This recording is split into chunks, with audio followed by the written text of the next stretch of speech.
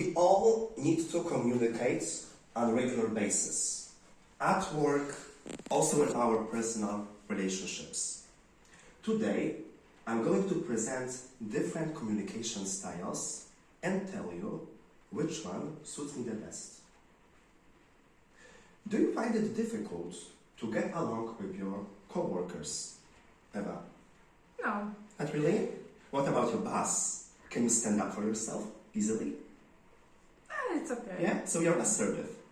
Perfect. What about Natalia? I try my best, but not always. Okay, sometimes it is challenging Yeah. to say no to your boss. Yeah. Of course. What about our guest? What's her name? Peter. Peter, what do you think? I don't have problems too with the communication with Okay, so you're also more kind of assertive. Yes.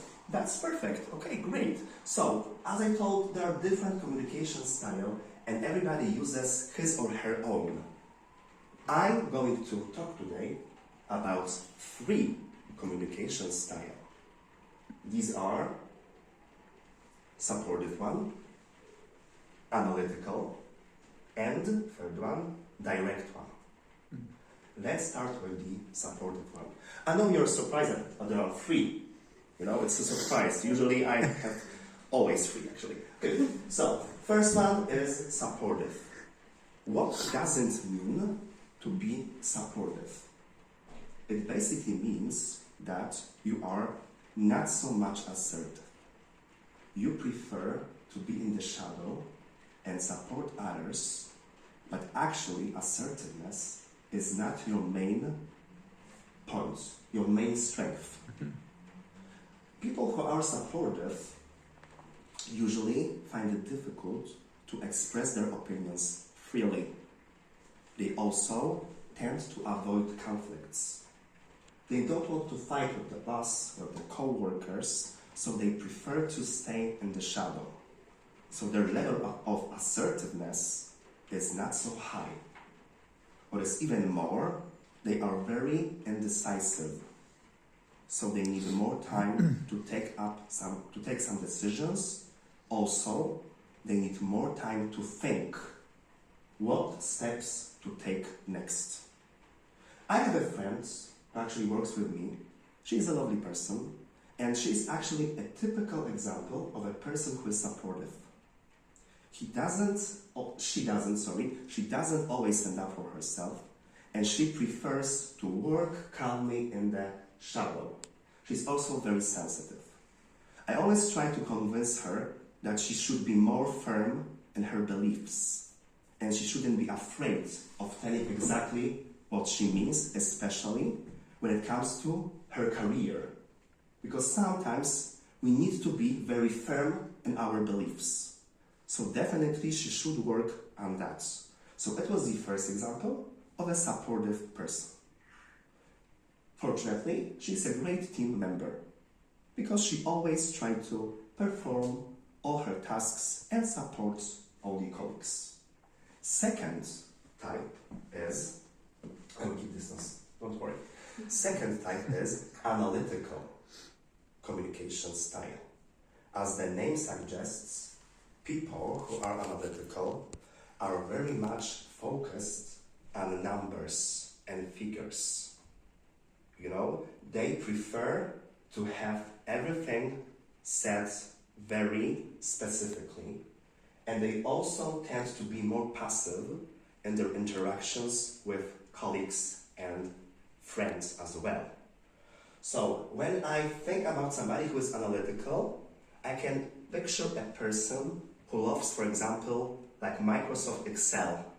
All those numbers. I am also a lover of Excel, to be honest, but I'm definitely not analytical. When it comes to analytical communication style, I can imagine my best friend from my hometown who is an IT guy. And actually, his main problem is that when we talk, I need to explain to him everything very directly, step by step, and he also needs more time to take decisions. So it's a bit more difficult to impose something on somebody who is analytical.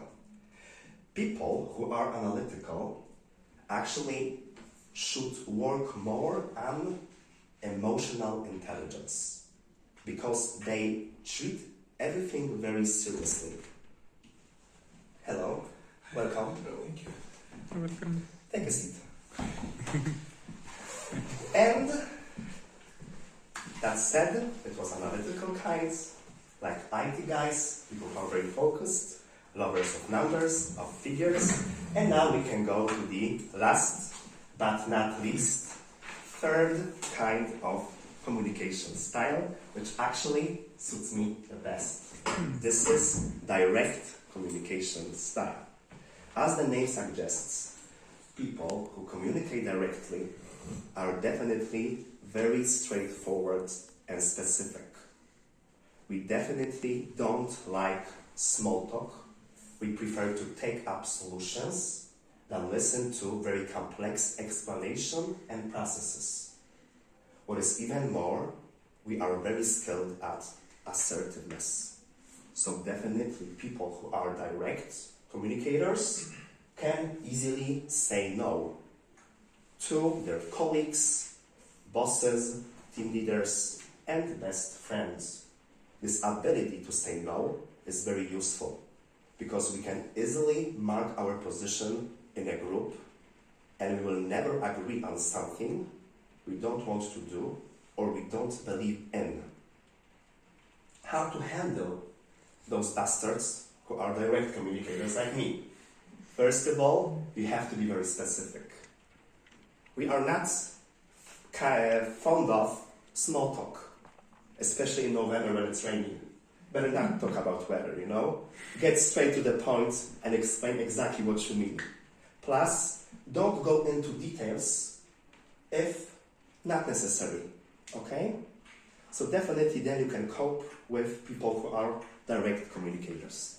So as you can see today, as a part of my project, I have presented 3 kinds of communication styles. We started with supportive communicators who are great team players but prefer to stay in the shadow and definitely are more passive, not so much assertive.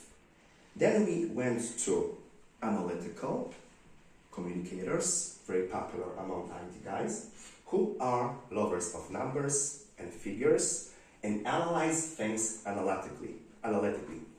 And the third one, the one I associate myself the most, the third one, this is direct communicators who always present their views straightforward in a straightforward way and are very assertive.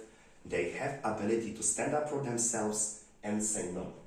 So the main goal of my speech today was not only to complete the project, but let's face it, it was the main gist of this speech, but also to inform you on different communication styles and encourage you to choose the one which suits you best.